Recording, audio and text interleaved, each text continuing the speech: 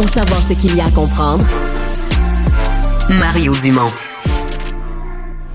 La rencontre Maréchal Dumont. Qu'est-ce que ça va changer dans nos vies? Je t'entends, je te comprends, je me fais l'avocat du diable. Personne n'a dit, pensez-vous que ça dénigre pas un peu le métier? Comment on change ça? Arrête de dire que tu vas le faire, puis fais-le. Bonjour Isabelle. Bonjour Mario. Alors, tu réagis à cette décote du Québec, cette mauvaise nouvelle. Voilà, oui, tout le monde devrait réagir à la décote du Québec parce que c'est pas une petite nouvelle. Ça veut dire que ça va nous coûter plus cher à nous, citoyens. Il faut bien comprendre que ça peut paraître un concept technique, économique, financier. Là, on se dit Standard & Poor's, c'est qui ceux-là et tout. Mais ce qu'il faut retenir comme citoyen, c'est que notre gouvernement, nos gouvernements, il n'y a pas que le gouvernement du Québec, c'est comme ça que ça marche. Chaque année, on doit emprunter sur les marchés internationaux et c'est comme pour une cote de crédit personnelle. Quand tu as une moins bonne cote de crédit, plus difficile d'avoir des emprunts, on va te charger un taux d'intérêt plus élevé. Et c'est ce qui va arriver dans le cas du Québec. Alors dites-vous, dès qu'est-ce que ça va avoir à faire dans mes affaires à moi, ça va avoir un impact sur nos finances. Et déjà qu'on se fait dire qu'on n'a plus d'argent pour rien, ça devrait nous inquiéter comme citoyens contribuables. Ça me donne l'occasion de revenir sur ton entrevue avec le ministre des Finances, Éric Girard, parce que, sincèrement, je trouve qu'il a très mal paru. Tu lui as posé, Mario, la question qu'il fallait poser. Si tu me permets, on va réécouter. Tous ces projets dans l'actualité qu'on réalise plus, même dans les projets d'école, on dit on annule, on rénove pas, les cégeps, on rénove pas. Et vous nous dites, moi, ce qui fait que je perds ma cotation avec Standard & Poor's, c'est qu'on investit d'une façon trop massive dans les infrastructures pour les 3 prochaines années. Difficile à comprendre pour la population.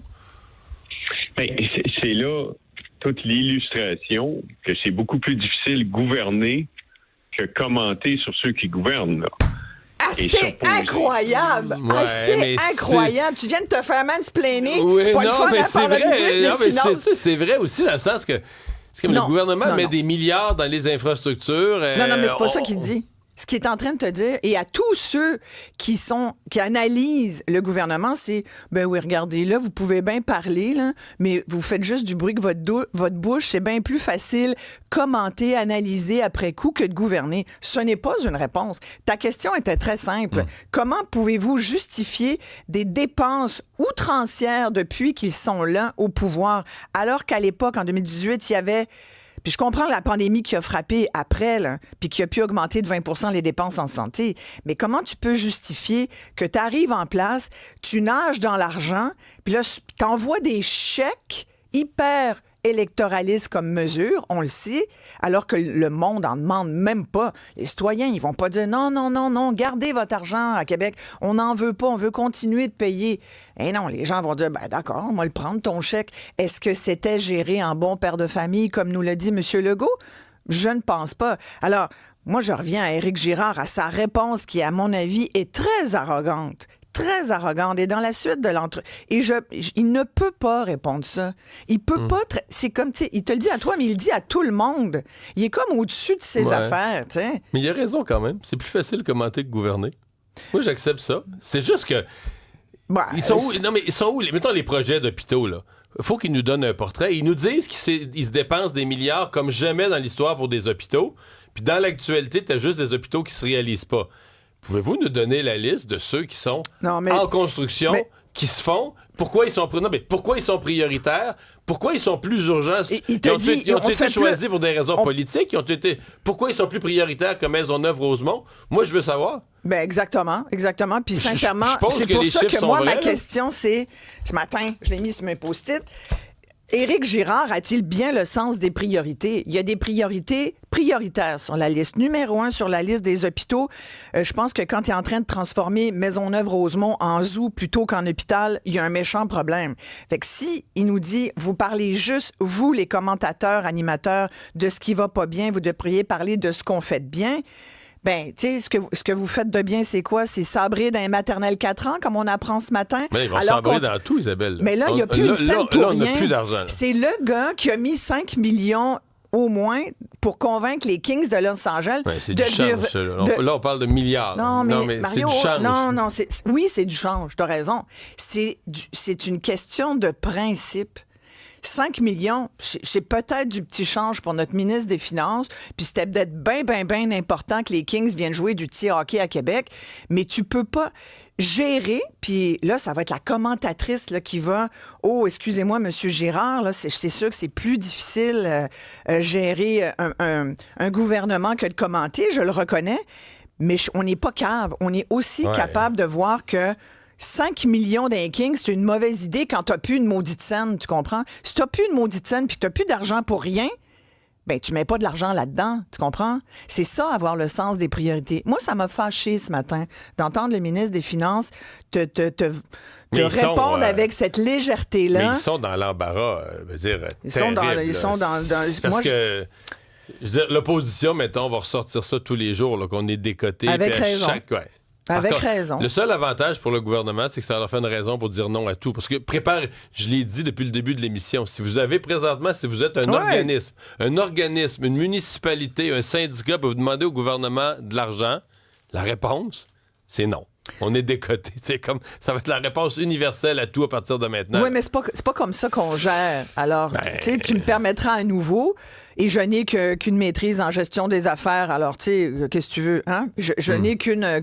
ça fait 30 ans que je suis en entrepreneuriat. Moi, je gère une petite PME. Là, c'est pas comme gérer un gouvernement. Mais quand même, moi, je suis plancher des vaches. Cash flow... puis, tu sais, je suis comme les entrepreneurs. Mais si tu des vaches, il y a juste un secteur de dépenses, c'est la santé. Tout le reste, ça vaut même plus la peine d'en parler. La santé prend tout l'argent, tout va à la santé, c'est la moitié du budget. C'est celui qui augmente de 5-6 % par année, qui est ingérable. C'est juste ça. Là. C'est se soigner nous ruine. Oui, mais Mario, puis on n'a pas de soins. On peut pas se faire soigner. On peut se faire soigner, mais il faut vraiment être vraiment patient, mal pris. Il faut être très malade et patient. Il faut être malade, il faut être patient, ça c'est sûr. Il faut avoir le bon hôpital, il faut avoir le bon spécialiste, celui qui va pousser aussi, puis il y en a, mais il y en a qui sont aussi découragés dans le système, puis il y en a beaucoup qui quittent le système. Puis là, à Ottawa, ça sera pas mieux. Tout le monde promet, personne n'a de cadre financier. Et ça, c'est l'autre bout qui me faisait... J'ai écouté, bien sûr, le débat hier des chefs, où clairement, je n'ai pas été du tout impressionné par Mark Carney, j'avais de la misère. J'écoutais ça avec mon chum, je disais, t'as-tu compris sa réponse? C'est même pas une question du français, un peu peut-être, mais moi, je pense qu'il n'est pas au courant de bien des dossiers, M. Carney. Sur la taxe carbone au Québec, là, il n'est pas au courant. Il ne sait pas comment ça marche, mais même sur plein d'autres éléments. Je comprenais M. Singh, Jackman Singh, qui est un peu... À un moment donné, je me suis dit, voyons, il va-tu se taire? Il parle trop. Dès qu'il coupait la parole aux autres, il a fini par parler moins, finalement. Mais le fait de vouloir te parler de santé, je trouvais que c'était quand même important. Puis c'est vrai qu'on en a peu parlé. On ne peut parler des choses, à mon avis... Sauf que c'est une juridiction des provinces. C'est que lui, il est tellement... il veut tellement s'ingérer dans les juridictions des provinces. Mais on devrait avoir plus de transferts quand même de la part du fédéral. Mais M. Singh, c'est pas ça. C'est que le fédéral se mêle de la santé à la place des provinces. Il est centralisateur au bout. Il n'avait pas eu la chance de faire valoir ses propositions sur la santé. Exact. Mais tu sais, moi, ce que je retenais, puis Patrice Roy, l'animateur, l'a rappelé 2 fois plutôt qu'une, c'est qu'aucun, évidemment, à part le Bloc, qui était à peu près le seul. Tu sais, t'avais le bloquiste Blanchet parce qu'il est le seul qui était... il gouvernera pas. Qui était là. Lui, il était pas là pour dire pourquoi il allait être un bon premier ministre. Il sait qu'il sera jamais premier ministre. Fait qu'il était là, dans le fond, Puis je l'ai trouvé bon, surtout dans la dernière partie. J'ai trouvé que François Blanchette était plutôt bon, mais parce qu'il pointait du doigt les incohérences des autres, mais en même temps, mais c'est important pour le Bloc d'aller chercher des appuis au Québec, parce que même au Québec, les appuis sont clairement aux libéraux. Mais le fait de ne pas avoir de cadre financier, c'est tous des gens qui nous balancent des chiffres, qui nous disent qu'ils sont des winners en économie et on n'a aucun cadre budgétaire. Fait qu'on doit prendre ça pour du cash.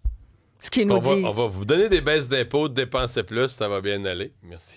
Merci Isabelle. On t'écoute à 9h. Je te sens sceptique. Ouais.